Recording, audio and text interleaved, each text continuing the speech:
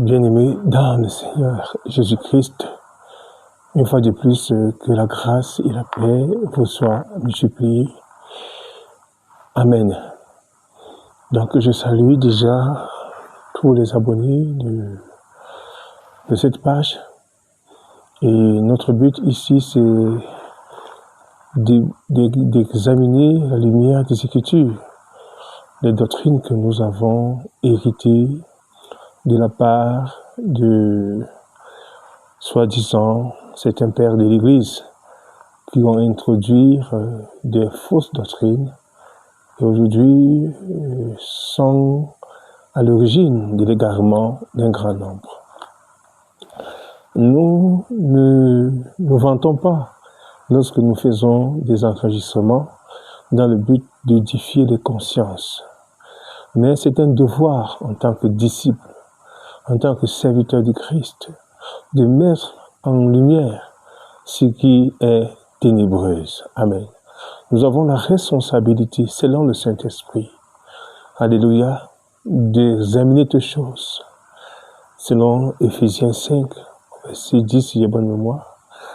Examiner toutes choses, retenez ce qui est agréable au Seigneur, et n'ayez aucune part avec les œuvres infructueuses de la ténèbre, mais plutôt condamnez-les. Donc, poussé par l'Esprit, nous sommes dans quelques rubriques. J'ai dit aujourd'hui, nous sommes dans des rubriques. Je pense que c'est peut-être le 4e ou le 5e enregistrement. Puis nous le faisons un peu sur le but d'éclairer la lanterne des enfants de Dieu par rapport aux dogmes mariales qui ont été approuvés par les différentes consignes de l'Église écuménique, parce que ce sont les consignes écuméniques à la base, la grande prostituée. Et voilà, dans ces consignes, certains fils ou filles de la prostituée ont reconnu certaines consignes et d'autres n'ont jamais été ont reconnu une partie des consignes, d'autres ont reconnu un petit nombre, d'autres ont reconnu un nombre assez consistant, et d'autres se sont retrouvés dans ce nombre total. On parle en vérité de 21 consignes écuméniques. Et dans ces consignes écuméniques, le protestantisme, Amen, reconnaît les 4 premiers consignes. Nous aurons le temps d'en parler sur les 4 premiers consignes. Et le mouvement orthodoxe, qui a eu le schisme en 1050, si j'ai bonne mémoire, après Jésus, reconnaît les 8 premiers autres consignes. Amen. Et dans ces consignes, il était donc question de dénoncer les mensonges derrière le dogme marial. Nous avons parlé du premier dogme marial qui a eu lieu en 431 au concile d'Éphèse. Amen, où Marie a été déclarée mère de Dieu. On parle là-bas du Théotokos. Et c'est une fausse doctrine. On a bien dit que Marie est la mère de Jésus-Christ homme et non la mère de Jésus-Christ Dieu. Amen. Donc si Dieu a une mère, essayez par vous-même de réfléchir. Amen, qui est réellement Dieu. Le deuxième concile était le concile de Chalcédoine. Amen, si j'ai mémoire bonne, non, le concile de Constantinople II, qui a eu lieu en 553, si j'ai mémoire bonne, où Marie a été déclarée la virginité perpétuelle de Marie. Donc cette virginité perpétuelle de Marie mettait déjà en doute le fait qu'elle ait eu d'autres enfants après Jésus. Amen. Jésus-Christ homme, elle a eu d'autres enfants après la naissance du Seigneur Jésus-Christ homme. Alléluia.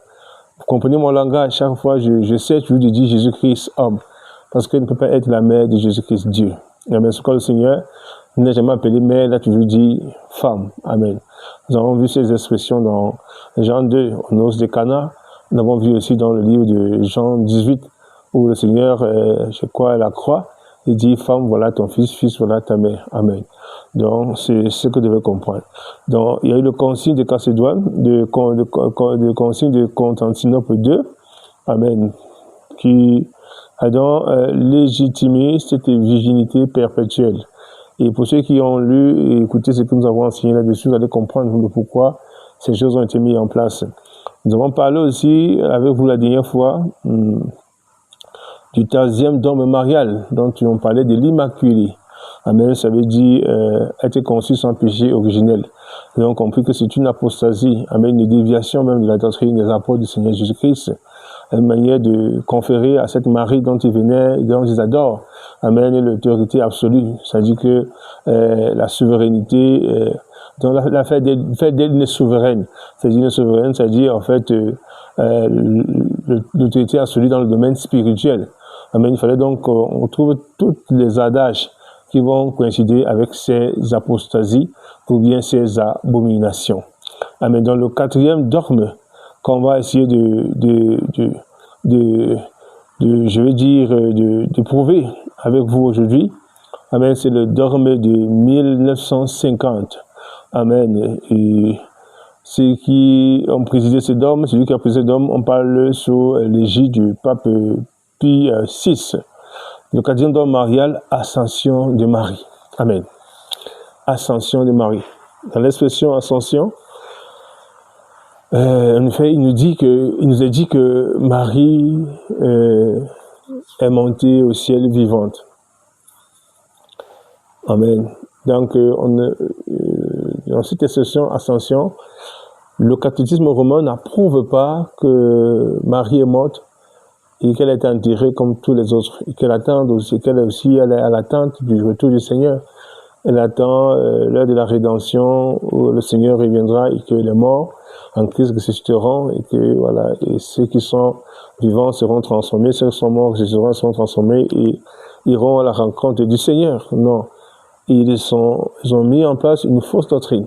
Amen. Et cette doctrine est célébrée chaque 15 août. Pourquoi le mois de août? Nous savons bien que août porte le nom de l'empereur romain Auguste. Voilà, et vous savez que le calendrier grégorien est un calendrier romain seulement sous la forme modifiée. Alléluia, c'est pour votre instruction. Et lorsqu'on parle d'Auguste dans l'expression latine, cela revient seulement à la souveraine du ciel. Amen. Donc pour eux, cette Marie est la souveraine du ciel. Donc ça veut dire qu'elle est même au-dessus du Créateur. Alléluia. Alors donc nous laisser induire en erreur par des hérésies qui n'ont pas de tête ni de queue, ce sont des points d'interrogation. Alors nous asseoir sans examiner ces mensonges qui ont été enseignés depuis des années, parce que c'est une doctrine qui date aujourd'hui peut-être de un siècle, hein, je pense, avec 1950. Amen. C'est un siècle, hein, on peut dire un siècle. Donc c'est une apostasie qu'il faut dénoncer. Alléluia. Dans l'Écriture, frères et sœurs, le Seigneur nous dit dans le livre de Romains, de 1 Corinthiens 6, 1 Corinthiens 4, verset 6, amen, je le lis ici avec vous dans la version seconde 110, 1 Corinthiens 4 au verset 6. Alléluia. 1 Corinthiens 4 au verset 6, le Seigneur, l'Écriture déclare, c'est à cause de vous, frères,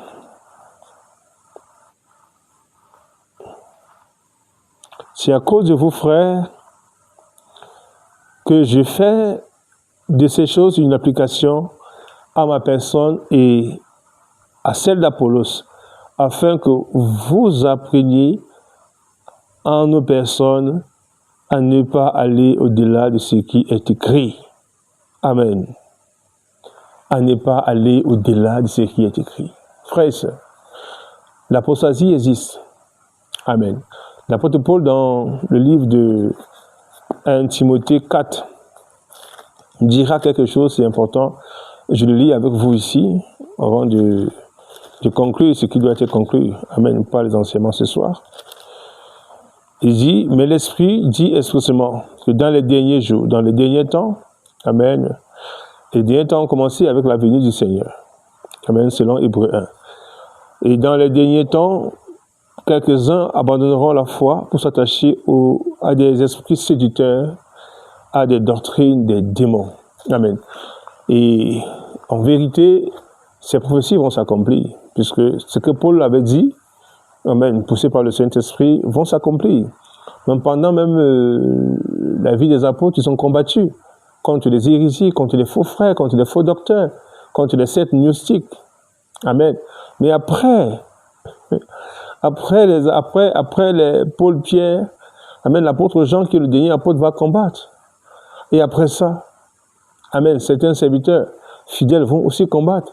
Parce que l'hérésie, amen, sera combattue en tout temps. Amen. Pendant toute la période de l'existence de l'Église. Dès sa naissance, il y a eu des infiltrations, il y a eu des faux frères, des faux docteurs qui se sont infiltrés. Bien aimés dans le Seigneur Jésus-Christ. Amen. Donc, le catholicisme romain va asseoir des doctrines corrompues. Et dans les dogmes mariales dont nous sommes en train d'étudier, il y a 5. Les jours qui viennent, nous parlerons du 5e dogme marial. Qu'est-ce qu'elle enseigne? Qu'est-ce qu'elle dit? Qu'est-ce qu'elle définit? Alléluia. Je suis désolé pour ceux qui sont des idolâtres, car la Bible déclare aucun idolâtre ne peut entrer dans le royaume des cieux. Vous qui avez changé et accepté de servir la créature, vous dites de servir le Créateur qui est béni éternellement. Amen. Vous avez changé la vérité de Dieu en mensonge. C'est une grande malédiction, frère et sœur. Alors, est-ce qu'une seule portion de l'Écriture atteste que Marie a été élevée au ciel, frère et sœur? Est-ce qu'une seule portion de l'Écriture? Je ne vais pas courir avec vous dans la Bible. Amen. Mais vous n'en trouverez jamais. C'est la conséquence de l'illusion humaine. Je veux dire, c'est la conséquence de la philosophie humaine. C'est la conséquence de la philosophie humaine. C'est-à-dire inventer des mensonges, inventer des hérésies et les soutenir. Et pousser les gens à croire aux mensonges. C'est pourquoi tous ceux qui sont dans ce mouvement de l'Église catholique romaine sont tous jetés dans la masse de la perdition. Ils disent toujours que non, si il fallait raconter toute la vie du Seigneur Jésus-Christ, on n'aurait pas pu l'accomplir dans ce livre. Mais Dieu a bien voulu que dans ce livre, ça accomplisse ce qui nous est nécessaire. Dieu l'a bien voulu. Dans le livre des Actes des Apôtres 1, frère et sœur, donc ce soir, je veux encore appeler les gens à se repentir. J'en appelle à tous ceux qui prennent leur vie de foi dans la légèreté et dans le jeu. Vous croyez aux mensonges de ces prédateurs spirituels qui sont déguisés en serviteurs de Christ. Vous croyez à ce système corrompu romain qui vous égare, vous envoie simplement dans la fosse de la perdition. Nous faisons ce message, frères et sœurs, avec amour, dans le but de vous interpeller, dans le but de veiller votre conscience, votre saint jugement, alléluia, afin de ne plus vous laisser conduire dans le mensonge, dans la philosophie, dans les raisonnements, amen, des hommes. Lorsqu'on parle de dogmes, on fait allusion à des traditions, frères et sœurs. Et ces dogmes sont dangereux. C'est que vous allez voir que chaque 15 août, il y a des gens, oh vraiment, Seigneur, ça fait mal. Ça fait mal de voir des hommes dirigés par le mensonge, d'une manière spirituelle. Vous êtes dirigés par l'esprit de l'erreur, par l'esprit du mensonge, par l'esprit de l'antichrist. Amen. En matière de foi, alléluia, l'autorité des Écritures doit passer en premier. Et l'Écriture nous fait comprendre ici, frères et sœurs, que notre Seigneur Jésus-Christ est monté au ciel. Dans Actes des Apôtres, l'Écriture nous fait comprendre,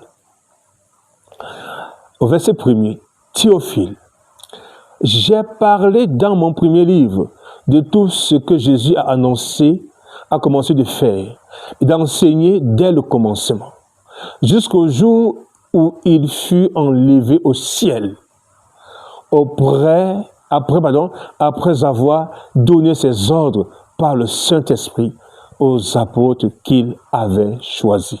Alléluia. Frères bien-aimés, et ce n'est même pas une célébration pour nous. Amen. Le Seigneur n'a pas fait de ça une fête solennelle, une fête annuelle. Amen. Non, non, non, non. Mais ici, dans Actes des Apôtres 1er, nous avons la confirmation que le Seigneur est monté. Amen. Et qu'il a donné des ordres à ses apôtres. Et vous savez quels ont été les ordres donnés aux apôtres. Et vous savez que le Seigneur, l'Écriture dit comment, quand le Seigneur est monté, ses apôtres avaient les yeux fixés vers le ciel. Ils sont restés là. Et le Seigneur envoyé un ange, il a dit non, non, non, non. Comme il avait monté, c'est aussi comme ça qu'il reviendra. Et souvenez-vous que le Seigneur est monté, frères et sœurs, après la résurrection. Amen. C'était pas un fantôme, frère. Alléluia. Jamais aucun verset n'a attesté que Marie est montée au ciel. Jamais. Les jours viennent, nous allons nous asseoir et dans l'Écriture, nous allons essayer amen, de vous présenter tous ceux qui ont été enlevés par le Seigneur dans la parole. Et bien que amen, personne n'est monté au ciel que celui qui est descendu. Alléluia. Donc, pour tous ceux qui célèbrent cette fête corrompue, qu'on appelle Ascension, sachez que vous avez été envoûtés par le système de la Reine du ciel. Alléluia. Donc, si vous écoutez ces enseignements, nous vous prions de vous repentir. Parce que vous ne pouvez vous justifier aucunement pas sur la base de l'Écriture. Alors, si l'Écriture n'est pas la base de votre foi, frère, sachez que vous êtes dans l'envoûtement, dans l'ensorcellement et dans l'égarement. Alors, sur ce, frère bien-aimé, je vais vous laisser. Amen. Espérant que cela va vous aider. Espérant que cela va, amen, cultiver et mûrir votre vie de foi et votre connaissance dans le domaine de la vérité. Amen. Sur ce, si vous avez des messages, des encouragements, des questions, alléluia, faites-nous parvenir. Alléluia, que la grâce du Seigneur repose sur vous. Bien mes frères, demeurez dans la paix. Bye et shalom.